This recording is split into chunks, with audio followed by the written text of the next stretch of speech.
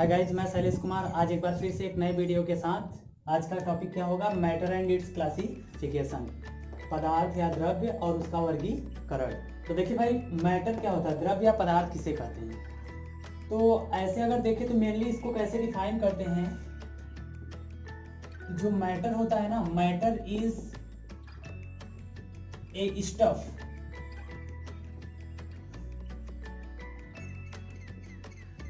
that makes up universe।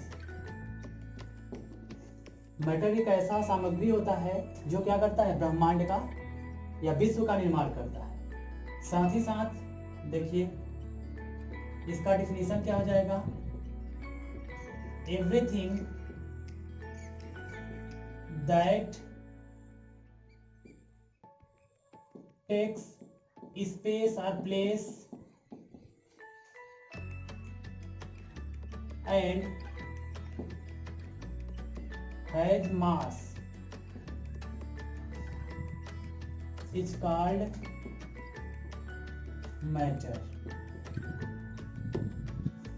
कहने का sense, वह जो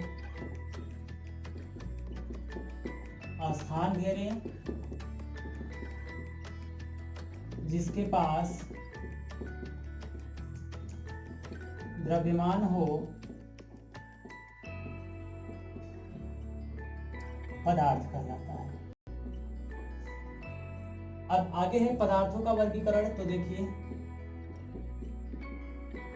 पदार्थों का वर्गीकरण, तो वर्गीकरण की अगर बात करें तो इसमें देखिए क्या होता है। पहले इसको दो बेसिस पे इसका वर्गीकरण किया गया पदार्थ का। एक होता है भौतिक वर्गीकरण, एक होता है रासायनिक वर्गीकरण।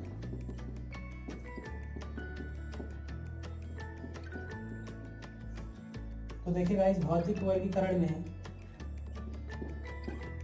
पदार्थ को तीन भागों में वर्गीकृत किया गया। भौतिक वर्गीकरण या भौतिक के आधार पर एक होता है आपका ठोस पदार्थ होते हैं, पदार्थ द्रव्य हो सकते हैं, पदार्थ गैस भी हो सकते हैं। यही देखें तो द्रव्य या पदार्थ की तीन मूल अवस्थाएं होते हैं। तो ये पहला, दूसरा, तीसरा वर्गीकरण हो गया भौतिक परिवर्तन के आधार पर। पदार्थों का वर्गीकरण, तो पदार्थों का वर्गीकरण दो बेसिस पे हुआ है, एक भौतिक वर्गीकरण और एक रासायनिक वर्गीकरण। तो भौतिक वर्गीकरण की अगर बात करें तो इसमें पदार्थ को तीन माध्यम से कैटेगराइज किया गया, वर्गीकरण किया गया। एक होता है ठोस, द्रव और गैस। इसमें स्टार करके पूछता है कि जो चौथा पदार्थ की अवस्था होती है उसको कहते हैं प्लाज्मा, और जो पांचवा होता है ना वो होता है बोस आइंस्टीन कंडेंसेट। ये भी पूछा जाता है कभी कभी कि किसी पदार्थ या द्रव्य की चौथी अवस्था का नाम, तो प्लाज्मा, पांचवी का बोस आइंस्टीन कंडेंसेट। तो प्लाज्मा किसके बीच की अवस्था है? ठोस और द्रव के बीच की अवस्था को प्लाज्मा कहते हैं, और द्रव और गैस के बीच की अवस्था को बोस आइंस्टीन कंडेंसेट। अब देखिए जो मतलब हमारा द्रव्य का रासायनिक वर्गीकरण होता है वह भी इस दो तरीके से इसको वर्गीकृत किया गया। शुद्ध पदार्थ और मिश्रण। तो मिश्रण को फिर से कैटेगराइज किया गया,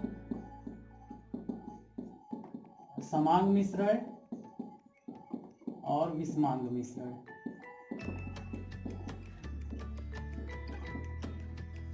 अब शुद्ध पदार्थ को देखें, जो शुद्ध पदार्थ होता है, जैसे रासायनिक वर्गीकरण के आधार पर देखें पदार्थों का वर्गीकरण दो तरीके से, शुद्ध पदार्थ में और मिश्रण में। तो मिश्रण में तो भाई पदार्थ समांग मिश्रण के भी हो सकते हैं और विषमांग मिश्रण के भी हो सकते हैं। तो और शुद्ध पदार्थ का वर्गीकरण देखिए दो बेसिस पे, तत्व और यौगिक। तो यौगिक को दो भागों में फिर से कैटेगराइज किया गया, कार्बनिक और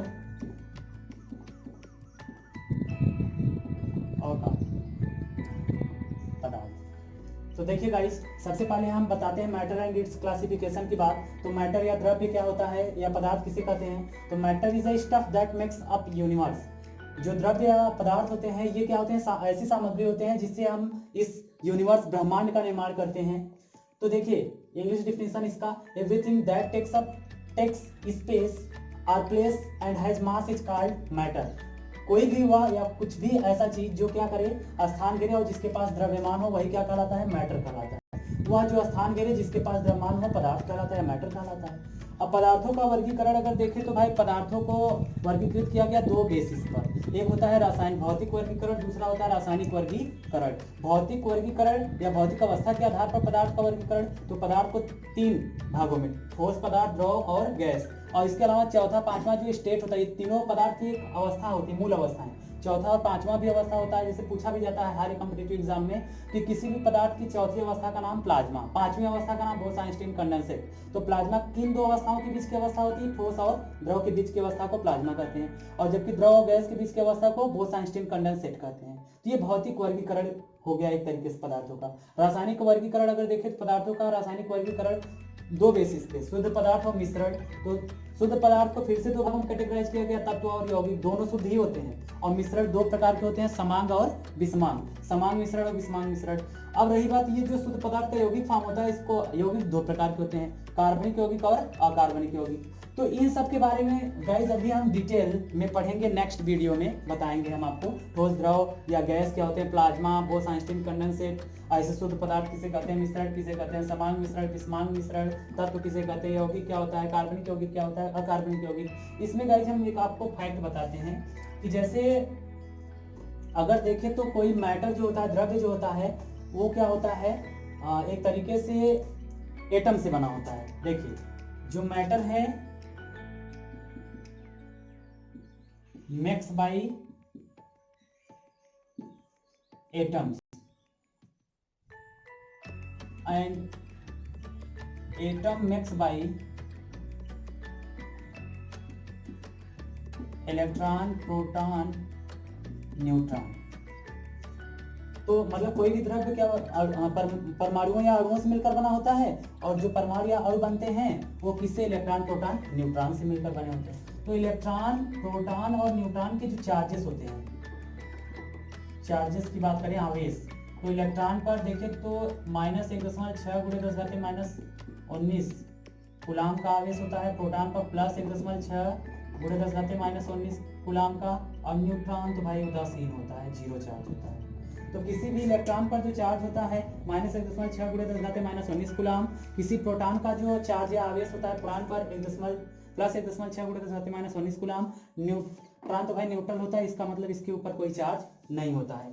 तो गाइज यही था हमारा द्रव्य और इसके क्लासिफिकेशन का जो भी वीडियो था। तो आई होप कि गाइज ये आपको वीडियो पसंद आया होगा।